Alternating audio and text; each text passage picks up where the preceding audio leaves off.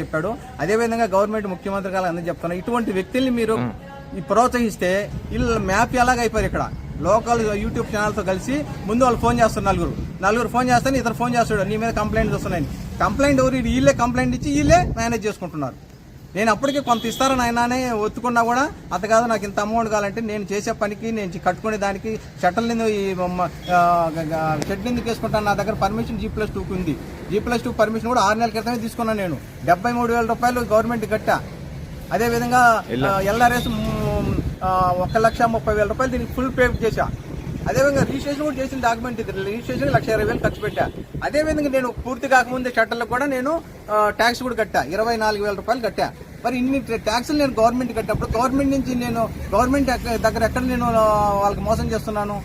వాళ్ళకి కావాలని కక్ష పెట్టి నేను వాళ్ళు అడిగిన డబ్బులు ఇవ్వలేకపోవడం వల్ల ఇది దుర్మార్గానికి ఒడిగట్టిపోయారు. దీన్ని చూడండి ఒకసారి.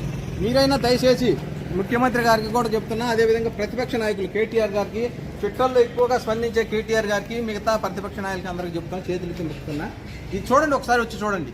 నేను చేసిన ఏదైనా అన్యాయం ఉంటే నా దగ్గర పేపర్స్ అన్నీ ఉన్నాయి, అది చూడండి. తప్పు ఉంటే నన్నే శిక్షించండి, తప్పు లేకపోతే ఇది చేసిన వాళ్ళకి నా దగ్గర వసూలు నాకు నష్టపరిహారం ఇప్పించండి. ఇంత ఘోరంగా సిటీలో, హైదరాబాద్ సిటీలో 30-40 సంవత్సరాలు నేను బతుకుతున్నా. ఎక్కడో నుంచి నేను వచ్చి నేను ఇక్కడ చదువుకొని హైదరాబాద్ నగరాన్ని నేను ముద్దాడుతున్నాను. రోజు నాకు 10 రూపాయలు హైదరాబాద్ నుంచి దొరుకుతుంది. నేను ఎంతో జాగ్రత్తగా బతుకుతున్నాను. అయితే ఇంత ఘోరంగా చేస్తానంటే ఎవరన్నా ఎక్కడన్నా ఇంత నడిపొట్టున్నా, హైదరాబాద్ నడిపొట్టున్నా మేము 5 నెలల క్రితం కొనుక్కొని అన్ని రకాల ట్యాక్సులు, అన్ని రకాల లైసెన్సులు, అన్ని రకాల పర్మిషన్ తీసుకొని కూడా నేను కట్టినా కూడా ఇంత ఘోరంగా చేస్తున్నారు. దయచేసి ముఖ్యమంత్రి గారికి మీరు దీని మీద ఎంక్వైరీ చేయండి. ఎవరిది తప్పు ఉందో చేయండి. తప్పు ఉంటే ఎవరిది తప్పు ఉందో వాళ్ళతో నాకు నష్టపరిహారం ఇప్పించండి. నా దగ్గర ఇప్పుడు కట్టుకునే దానికి పరిస్థితి లేదు. నేను ఆల్రెడీ 35 లక్షలు లోన్ పెట్టి దీన్ని ప్లాట్కి కొనుక్కోండా, మళ్ళీ మా ఆవిడ బంగారం కూడా చదవ పెట్టి నేను దీన్ని స్టార్ట్ చేశా. ఇప్పుడు నా దగ్గర పరిస్థితి బాగాలేదు. మీరు దయచేసి దీన్ని చూడండి, ఇది నిజమా కాదా, ఎందుకు జరిగింది, చుట్టుపక్కల కూడా అడగండి. నేను ఒక్కరిని చెప్పడం కాదు, ఈ నైబర్స్ ఎవరైనా అడగండి, నా పక్కన ఉండే వాళ్ళని, పక్కన ఉండే వాళ్ళని. వాళ్ళు తప్పయ్యా, ఆయన వచ్చిందా కాకండి, ఆయన ఏదన్నా ఉంటే ఆయనతో మాట్లాడుకొని చేసుకోమన్నా కూడా ఏడుండే రోడ్డు మీదకి వచ్చిందని దొంగ మాటలు చెప్పి రోడ్డుకి నేను 20 ఫీట్లు సెట్ బ్యాక్ వదిలే. రోడ్ నుంచి 20 ఫీట్లు నేను సెట్ బ్యాక్ వదిలే. నాకు LRS ఏమి ఇచ్చారు, 20 ఫీట్లు సెట్ బ్యాక్ ఇచ్చి మీతో కట్టుకోమన్నారు. 20 ఫీట్లు నేను సెట్ బ్యాక్ వదిలి ఇంకా 10 ఫీట్లు వర్షానికి కానీ ఎండకు కానీ షట్టర్ లోపల ఏదైనా డ్యామేజ్ కాకుండా మెటీరియల్ పెట్టుకొని వెనక 2 ఫీట్లు సెట్ బ్యాక్ వదిలా. నైబర్కి రైట్ సైడ్ 2 ఫీట్లు సెట్ బ్యాక్ వదిలా. ఇన్ని విధాలుగా నేను జాగ్రత్త కట్టుకున్నా కూడా నన్ను దుర్మార్గంగా కావాలని నా మీద కక్ష కట్టి నా ఆస్తిని నష్టం చేశారు.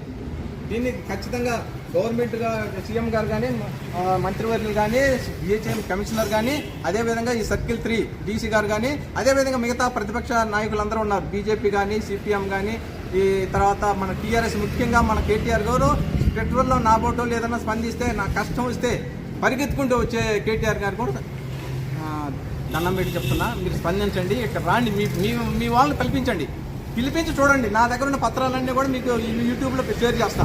నాదేమన్నా తప్పు ఉంటే చెప్పండి, లేకుంటే ఇది ఎవరు తప్పు చేశాడో వాళ్ళ దగ్గర నుంచి నాకు నష్టపరిహారం ఇవ్వాలనేది దయచేసి మిమ్మల్ని మొక్కుతున్నాను. అదేవిధంగా మిగతా యూట్యూబ్ ఛానల్కి, డిజిటల్ ఛానల్కి, ప్రింట్ మీడియాకి ఎంతోమంది యూట్యూబ్ ఛానల్స్ ఉన్నారు, మీరు అందరూ సహకరించండి. నేను చేసిన తప్పు ఏదో ఇక్కడికి వచ్చి తెలుసుకోండి. నేను తప్పు చేశానా, వాళ్ళు తప్పు చేశారా, నా దగ్గర కొన్ని వీడియోలు కూడా ఉన్నాయి, ఆడియో వీడియోలు ఉన్నాయి. మీరు రండి, మీకు చూపిస్తా నన్ను ఎంత హెరాస్మెంట్ చేశారో. ఆ హెరాస్మెంట్ తట్టుకోలేక నాకు ఆల్రెడీ నాకు ప్రాబ్లం ఉన్నాయి, షుగర్ ఉంది, BP ఉంది, తట్టుకోలేక నేను భయపడిపోతున్నా. అందుకని ఇప్పటి నుంచి ఇది మొదలు పెట్టి కానించి నన్ను చాలా చంపుతున్నారు వీళ్ళు. నేను చెప్పేది ఏంటంటే, ఈ రోజు నుంచి ఎట్లా నా ఆస్తిని కోల్గొట్టారు, నాకు కానీ నా ఫ్యామిలీకి కానీ ఏదైనా కీడు జరిగితే అది ఈ సతీష్ వాళ్ళ టీంకే చెందుద్ది. దీన్ని వాళ్ళే ముఖ్యంగా కారకులు. వాళ్ళు ఈ లైన్లో 50 షట్టర్లు ఉన్నాయి, ఇటువంటి షట్టర్లు 50 ఉన్నాయి. ఆ 50 చూడండి, వాళ్ళకి నాకు తేడా ఏదో కడుకోండి.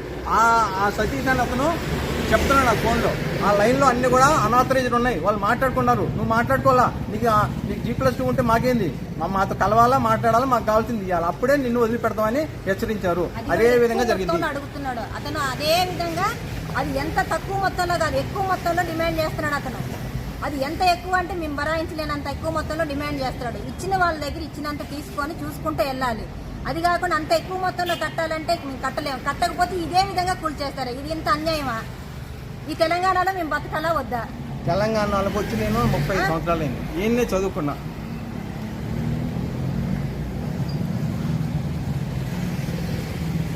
తెలంగాణ రాష్ట్రంలో ఎవరైనా కానీ మా బాధని, మా ఇద్దరి బాధని చూసి కరుణించి మా మీద మాకు న్యాయం చేయాలని కోరుతున్నాం. ఇక్కడే నేను 88లో వచ్చా, ఇక్కడ ఆంధ్ర నుంచి వచ్చా, ఇక్కడ డిప్లొమా ఇంజనీరింగ్ చేశా. 92 నుంచి ఇటువంటి ప్రతి షాప్కి వెళ్ళి వాళ్ళు ఏదైనా రిపేర్ చేస్తే ఆ రిపేర్ చేసుకొని నువ్వు బతుకుతున్నా. నా వయసు 55. నేను ఇంకా ఎన్ని సంవత్సరాలు బతుకుతాను తెలియదు. సరే, దీని ద్వారా ఏదో నాకు ఉపాధి నెలకి 20,000 30,000 వస్తాయని నేను ఆశపడి దీన్ని కట్టుకున్నాను సార్. మరీ ఘోరంగా ఏదన్నా ఉంటే నాతో మాట్లాడండి, పిలిపించి మాట్లాడండి, నోటీస్ మళ్ళీ ఇవ్వండి. నాకు పిలిపిండే నీకు ఇది ప్రాబ్లం ఉంది, నీకు లేకపోతే మేము డిమాలిష్ చేస్తాం, 2 రోజులు వచ్చి డీసీ గారిని కలువ, లేదంటే టౌన్ ప్లానింగ్ వాళ్ళని కలువ అని చెప్పాలా. ఏది లేదు. నేను పొద్దున్న ఆ రోజు వచ్చాను, షట్టర్ని పాపం 5వ తారీఖు ఒక హ్యాండ్ ఓవర్ చేస్తాను. వాళ్ళ దగ్గర 20,000 రూపాయలు నేను తీసుకోనన్నా. అజయ్ అని ఒక అతని దగ్గర యూపీయూసీ డోర్స్ అవి పెట్టుకొని నేను చేసుకుంటాను సార్ అన్నాడు. సర్లేనైనా ఇది 5వ తారీఖు నేను రెడీ చేసిస్తాను.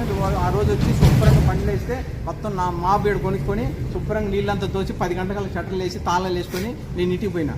ఇంటికి పోయిన తర్వాత నేను నా పని మీద బయటకు వెళ్ళిన కాడ నుంచి ఇంకా వీళ్ళు ఫోన్ చేశారు పిల్లలు, పక్కన ఉండే నైబర్స్, అంకుల్ మీరు ఏదో డెమాలిష్ చేస్తుండేవారు అని. నేను ఊరుకుంటాను, అటు పరిగెత్తి నాకు కుదరటం. మళ్ళీ మధ్యలో నుంచే డీసీ గారికి పోవాలి, ఆడ కుదరక నాకు టైం దాకా మళ్ళీ వెనక్కి పరిగెత్తుకుంటే వచ్చే లోపల మొత్తం కొలగొట్టిపోయారు. 8 లక్షల రూపాయలు పెట్టి నేను కట్టింది సార్. ఒక్కసారి చూడండి మీరు ఎంత ఘోరంగా ఉంది. మీరు ఏంటంటే దయచేసి మమ్మల్ని కేటీఆర్ సారు మీరైతే స్పందిస్తారని నా ఉద్దేశం, నాకు నమ్మకం ఉంది. కాబట్టి ఇంత గౌరవంగా చేసినప్పుడు మీరు ప్రతిపక్ష నాయకుడు. అయ్యా సీఎం గారు, మీరు కూడా చూడండి, మీ కాంగ్రెస్ గవర్నమెంట్ లో ఏం న్యాయం చేస్తారో మాకు చేయండి అయ్యా. మేము ఎటువంటి రాజకీయ పార్టీకి సంబంధించిన వాళ్ళం కాదు. మా పని ఏదో మేము చేసుకొని ఒక సామాన్య కుటుంబంలో ఉన్న వాళ్ళం, సామాన్యులం మేము. మా భార్య భర్త నా భర్త వయసు 55, నా వయసు 50. ఈ చివరి దశలో మమ్మల్ని ఇంతగా బాధ పెట్టిన వాళ్ళని మాత్రం తీవ్రంగా మీరు ఏదేమైనా తగిన చర్య తీసుకోవాలని మేము కోరుకుంటున్నామయ్యా.